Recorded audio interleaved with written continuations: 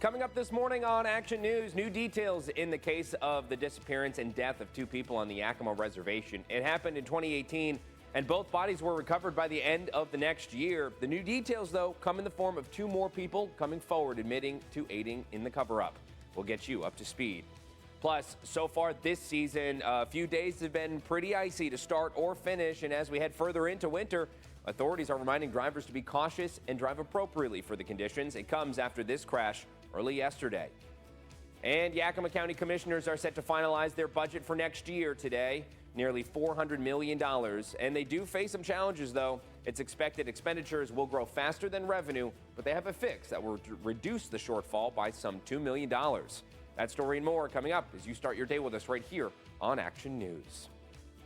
Good Tuesday morning, everybody. I'm Dave Furtado. And I'm meteorologist Jefferson Donovan. And Jefferson, in the world of weather, we're still dealing with a lot of that cloud coverage, maybe even a little bit of some lower cloud coverage. I noticed this morning that I didn't have to break out the ice scraper, so things seem to be a little bit more mild than they were yesterday. A bit warmer this morning, but that's because we are seeing the clouds overhead. Some of us are also being subject to some very dense fog. And then I will say that around 8 o'clock last night, when my girlfriend and I went out to dinner, we were being subject to some mist and drizzle. And the problem with that is that with temperatures so close to freezing and in some spots below freezing, if you did see mist and drizzle, that could make those roadways pretty icy. So it's something that we preach all the time. Please take things slow. As we've already mentioned, drive as the conditions allow. In the Tri-Cities this morning, you can see that kind of cloud bank, maybe even a fog bank being lit up by the city lights. It's 34 degrees right now with a very, very light wind. Here's a look at your weather headlines today and going forward. We're going to be subject to cooler high temperatures for today and tomorrow, along with mostly cloudy skies.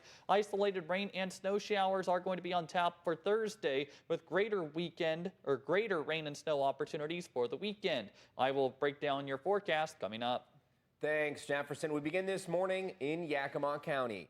More of the suspects accused of being involved in the deaths of Resenda Strong and Jedediah Moreno on the Yakima Reservation are admitting to their involvement. A total of 5 of the 7 men in this case have pleaded guilty in federal court. 2 more are set to stand trial in March. Resenda Strong disappeared in September of 2018 with her body found in 2019 in Toppenish. Jedediah Moreno's body was found in November of 2018 with several gunshot wounds. Moreno was accused of killing Strong, and the latest guilty pleas have come from Michael Moody, and Joshua Estrada, who were charged with aiding in the cover-up. And authorities in the Tri-Cities were busy this weekend keeping criminals at bay. According to the Kennewick Police Department, nearly 40 people around the Columbia Basin were arrested or cited during proactive traffic stops and field contacts. One such instance came yesterday morning as officers in Pasco observed a drive-by shooting, the third over the weekend, in the area of East 3rd Avenue and South Elm Street before arresting the occupants of the vehicle. And a man is in jail following a car crash in Findlay yesterday morning. Deputies with the Benton County Sheriff's Office tell us they were called to the area of Jump Off Joe Road and Owens Road where they found this truck rolled over in a ditch. Authorities say they found the driver of the truck walking along Owens Road uninjured, but after investigating, they determined alcohol played a factor in the crash. The driver was arrested and is currently being held in the Benton County Jail on DUI charges. And with the official start of winter less than 2 weeks away, authorities are urging drivers to be extra cautious, especially in the early hours of the day.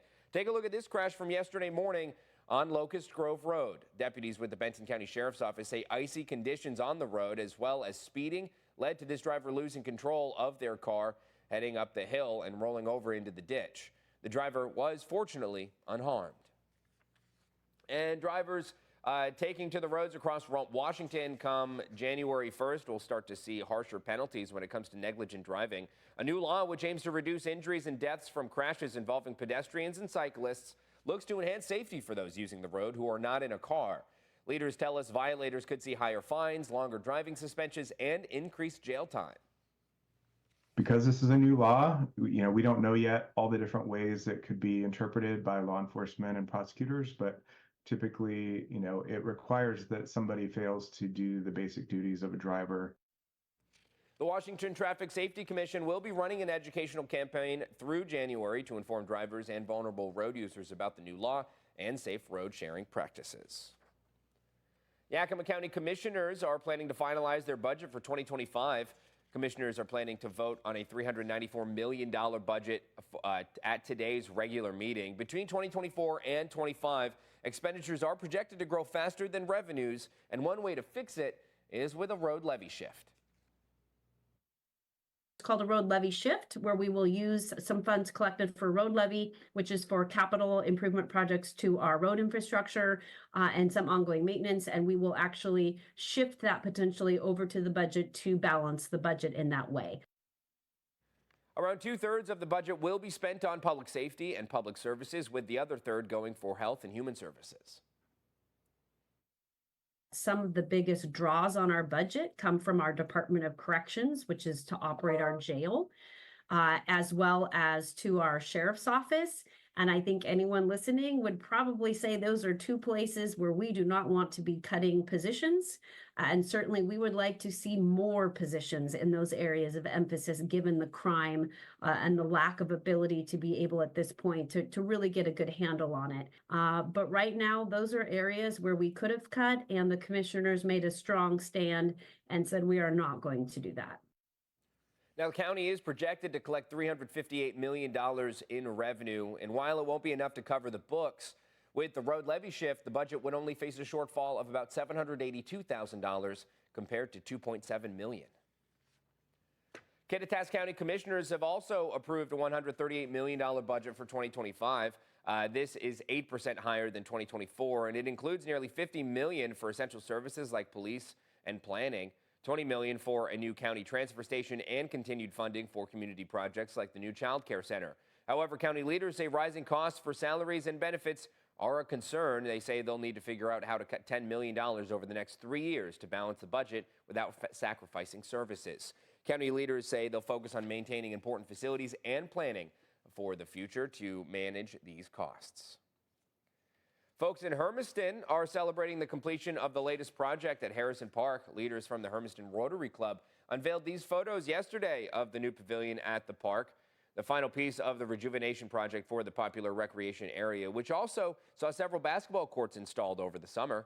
They say the park upgrades are vital to expanding recreational opportunities for everyone throughout Hermiston. While the park is now open to the community, we're told the benches, signage, and other amenities will be added in the near future. Now, Jefferson, let's talk weather here, because we got a little bit of that sunshine yesterday. You got a break in from the clouds for a little bit. Are we going to be in a similar situation today? Are we going to see more clouds, or are we going to see more sun? No, more clouds. I would say today is going to look a lot like last week for at least many of us. In Pendleton, there might be an opportunity to break out to some sunshine today, but the rest of us are all going to be sitting underneath that dense cloud cover. Temperatures are going to suffer because of it. Highs will only top out in the low to mid 30s around eastern Washington and northeast Oregon today, and we are also starting off with some pretty dense fog. Now, the immediate concern is going to be these cool temperatures, but as we go, especially towards the weekend, there is some active weather on the way. We'll talk about all of the impacts that could have straight ahead. Thanks, Jefferson.